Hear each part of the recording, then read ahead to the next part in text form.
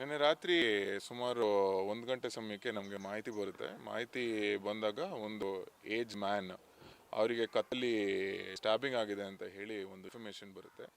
ಈ ವಿಷಯನ ನಾವು ಅತಿ ಇಂಪಾರ್ಟೆಂಟ್ ಆಗಿ ಪರಿಗಣಿಸಿ ನಮ್ಮ ಇನ್ಸ್ಪೆಕ್ಟರು ಸೇರಿದಂತೆ ACP ಮತ್ತು ನಾನು ಮತ್ತು ನೈಟ್ ರೌಂಡ್ ಆಫೀಸರ್ಸು ಎಲ್ಲನೂ ಸ್ಪಾಟಿಗೆ ಹೋಗ್ತೀವಿ. ಸ್ಪಾಟಿಗೆ ಹೋಗಿ ನಮ್ಮ ಮೊದಲೇ ಪ್ರಯಾರಿಟಿ ಏನಿತ್ತು ಅಂತ ಹೇಳಿದರೆ ವಿ ಶುಡ್ ಎನ್ಶೋರ್ ದಟ್ ಈ ಈ ಒಂದು ವ್ಯಕ್ತಿಯ ಜೀವನಕ್ಕೆ ಯಾವುದೇ ರೀತಿ ಅಪಾಯ ಆಗಬಾರ್ದು ಅಂತ ಹೇಳಿ ಸೊ ಅವನಿಗೆ ಒಳ್ಳೆ ಚಿಕಿತ್ಸೆ ಎಲ್ಲ ನೀಡಲಾಗುತ್ತೆ. ನೀಡ್ದಾಗಿದ ನಂತರ ನಮ್ಮ ಮೊದಲನೇ ಪ್ರಯಾರಿಟಿ ಏನಿರುತ್ತೆ ಅಂತ ಹೇಳಿದರೆ ಯಾಕೆ ಆಯಿತು ಏನಂತ ಯಾರು ಮಾಡಿದರು ಅಂತ ಹೇಳಿ ನಾವು ಈ ಒಂದು ವಿಷಯನ ಹುಡುಕ್ಬೇಕಾಗುತ್ತೆ. ಆ ಸಮಯದಲ್ಲಿ ನಾವು ಎಲ್ಲಿದೆ ಇನ್ಸಿಡೆಂಟ್ ಅಂತ ಹೇಳಿ ಫಸ್ಟು ಅಸರ್ಟನ್ ಮಾಡಬೇಕಾಗುತ್ತೆ. ಸೊ ಅಸರ್ಟನ್ ಮಾಡೋ ಸಮಯದಲ್ಲಿ ನಮಗೆ ಸಾಕಷ್ಟು CCTV ಕ್ಯಾಮ್ರಾಸ್ನ ನೈಟ್ ಪೂರ್ತಿ ಪರ್ಸನಲ್ ಮಾಡಿ ನಮಗೆ ಟೆಕ್ನಿಕಲ್ ಆಗಿ ಕೂಡ ಅನಲೈಸ್ ಮಾಡ್ತೀವಿ. ಆ ನಿಟ್ಟಲ್ಲಿ ನಮ್ಮ ಪೊಲೀಸ್ ಇಲಾಖೆಯ ಇನ್ಸ್ಪೆಕ್ಟರು ಮತ್ತು PSIಸು ಮತ್ತು ನಮ್ಮ ACP ಅವರು ಒಂದು ಕೆಲಸ ಮಾಡಿ ಆರೋಪಿನ ಇವಾಗ ದಸ್ತಗಿರಿ ಕೂಡ ಮಾಡಿರ್ತಾರೆ. ಅವನಿಂದ ಚಾಕುನು ಕೂಡ ನಾವು ವಶಕ್ಕೆ ಪಡ್ಕೊಂಡಿರ್ತೀವಿ. ಪ್ರಕರಣ ಕೂಡ ಮಾಲ್ಮಾರ್ತಿ ಪೊಲೀಸ್ ಸ್ಟೇಷನಲ್ಲಿ ದಾಖಲಿರುತ್ತೆ. ಅವನ್ನ ನಾವು ಜುಡಿಷಿಯಲ್ ಕಸ್ಟಡಿಗೆ ಇವಾಗ ಸಬ್ಮಿಟ್ ಮಾಡಿ ಮುಂದಿನ ತನಿಖೆಯಲ್ಲಿ ಎಲ್ಲ ಸೈಂಟಿಫಿಕ್ ಎವಿಡೆನ್ಸ್ನ ಕಲೆಕ್ಟ್ ಮಾಡಿ ಚಾರ್ಜ್ ಶೀಟ್ ಮಾಡ್ತೀವಿ. ಇದರಲ್ಲಿ ಕಾರಣ ಏನು ಅಂತ ಹೇಳಿದರೆ ಈ ಒಂದು ವ್ಯಕ್ತಿನ ನಾವು ಇವಾಗ ತಾನೇ ಮಾತಾಡಿದ್ವಿ. ಅವನು ಸ್ವಲ್ಪ ಮೆಟಲ್ ಸ್ಟೆಬಿಲಿಟಿ ವೈಸ್ ಸ್ವಲ್ಪ ಕ್ವೆಶ್ಚನ್ ಇದ್ದಾನೆ. ಸೊ ಅದನ್ನು ನಾವು ಡಾಕ್ಟರ್ಸ್ ರೆಕಾರ್ಡ್ಸ್ನ ಕಲೆಕ್ಟ್ ಮಾಡ್ತಿದ್ವಿ. ಸೊ ನಾವು ಹೇಳಿದ್ದೀವಿ ಇನ್ಸ್ಪೆಕ್ಟರ್ಸ್ಗೆ ಅವನೇನ ಮೆಡಿಕಲ್ ರೆಕಾರ್ಡ್ ಇದೆ ಚೆಕ್ ಮಾಡಿ ಅಂತ ಹೇಳಿ.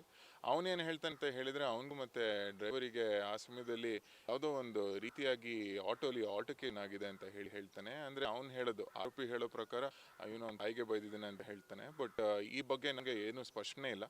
ಈ ಸ್ಪಷ್ಟನೆ ಸಿಗಬೇಕು ಅಂತ ಹೇಳಿದರೆ ನಾವು ಖುದ್ದು ವಿಕ್ಟಮ್ನೇ ಕೇಳಬೇಕಾಗುತ್ತೆ. ಬಟ್ ಇವನಿಂದ ನಮಗೆ ಈ ವಿಕ್ಟಿಮ್ದು ಮೊಬೈಲ್ ಫೋನ್ ಸಿಕ್ಕಿದೆ ಮತ್ತು ಮೊಬೈಲ್ ಫೋನ್ ಸಿಕ್ಕಿ ಮತ್ತು ಹತ್ತಿರದಲ್ಲಿರೋ CCTV ಕ್ಯಾಮ್ರಾಸಲ್ಲಿ ಮೂವ್ಮೆಂಟ್ ಕಂಡು ಬಂದಿದೆ. ಮತ್ತು ಈಗ ನಾವು ಒಂದು ಸೋಕೋ ಆಫೀಸರ್ನ ಕೂಡ ಕರೆದಿದ್ದೀವಿ. ಮತ್ತು ಈ ಚಾಕು ಮೇಲೆ ಏನು ಫಿಂಗರ್ ಪ್ರಿಂಟ್ಸ್ ಇದೆ ಅದನ್ನೆಲ್ಲ ನಾವು ಚೆಕ್ ಮಾಡಿ ಈತ ಕೂಡ ಆ ಚಾಕು ಎಲ್ಲಿಂದ ತೊಗೊಂಬಂದಿದ್ದ ಅಂತ ಹೇಳಿ ನಮಗೆ ಮಾಹಿತಿ ಕೊಟ್ಟಿದ್ದಾನೆ.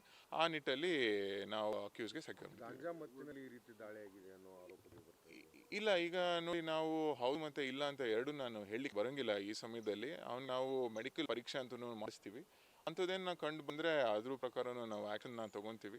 ಬಟ್ ಇಲ್ಲಿ ಮೇಲ್ನೋಟಕ್ಕೆ ನಾವು ನೋಡಿದಾಗ ನಾವು ಇದರಲ್ಲಿ ಎಷ್ಟಿದೆ ಅದ್ರ ಬಗ್ಗೆ ನಂಗೆ ಈಗ ಸ್ಪಷ್ಟನೆ ಕೊಡಲಿಕ್ಕೆ ಕಷ್ಟ ಆಗುತ್ತೆ. ಹಣದ ಬಗ್ಗೆ ನಮಗೆ ಸ್ಪಷ್ಟನೆ ಇಲ್ಲ.